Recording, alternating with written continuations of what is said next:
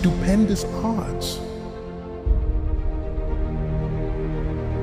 You are breathing air, observing sunsets, gazing into the night sky.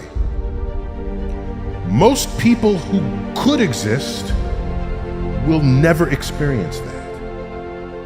I need to constantly remind myself I'm not yet where I want to be, but I know I'll get there. I'm not where I want to be, but I am grateful. I am so grateful that I'm not where I used to be. I find 10 things to be grateful for before my feet hit the ground. 10 things, and they can't cost money. And especially if I'm feeling strained and stressed, I go over my gratitude list, because gratitude will reduce stress all day long.